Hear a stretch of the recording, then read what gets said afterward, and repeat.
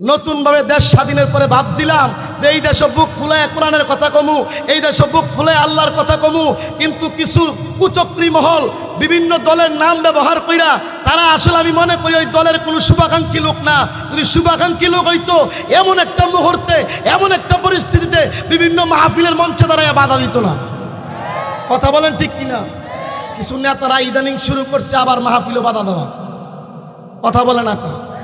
কথা বলেন না কা? আমি জাতীয় নেতাদের কাছে আবদার করব, মেহেরবানি করে এই মুহূর্তে আপনাদের যে সমস্ত নেতাগুলা বিভিন্ন মাহফিলে বাধা দেয় তাদেরকে সাবধান করেন।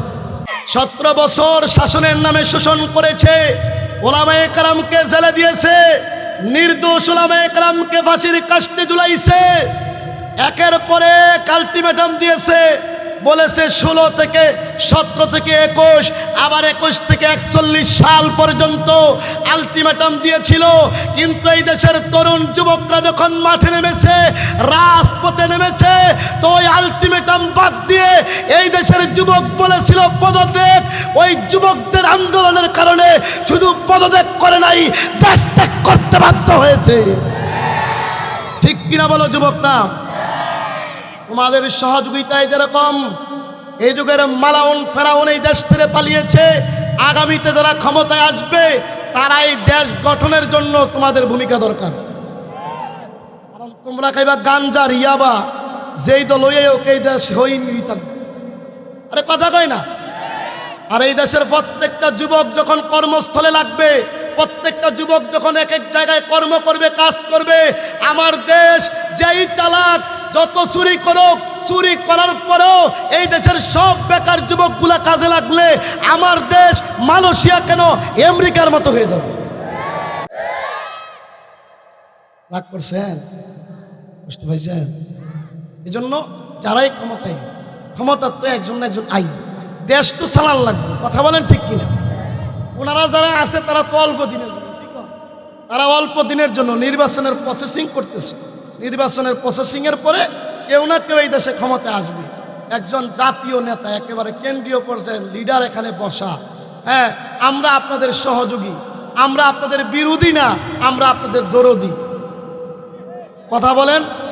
আমরা এই রাত্রের রাত সজাগ থেকে গাঞ্জার বিরুদ্ধে বয়ান করি, বাবার বিরুদ্ধে বয়ান করি, মেয়েদের নেশার থেকে বাঁচার জন্য বয়ান করি, এদেশের মানুষগুলা বাপমার কথা মানার জন্য বয়ান করি, এদেশের মানুষগুলা ভালো হওয়ার জন্য বয়ান করি। তাহলে এই মানুষগুলা যদি ভালো হয়, তারা ক্ষমতা তাইলে দেশ চালাইতে সহজ হইতো না?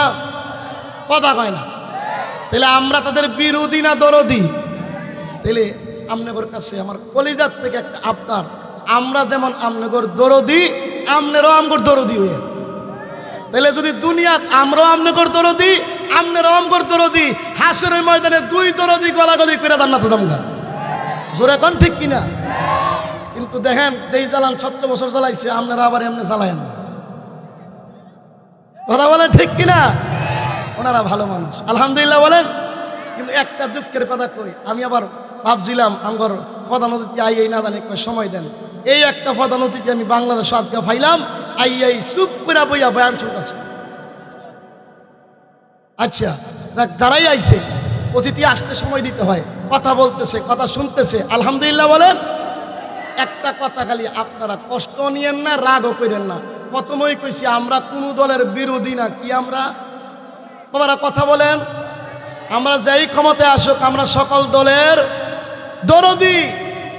কিন্তু দুঃখের বিষয়, আজকে বাংলাদেশে আমরা একটা কথা বিগত এই 15-20 দিন আগেও কইতাম যে আগের সরকার থাকতে মাহফিলের অনুমতি লাগছে, মেম্বারে কইছে কয় এটা আমি পারতাম না, চেয়ারম্যানের লোকে পরামর্শ কর।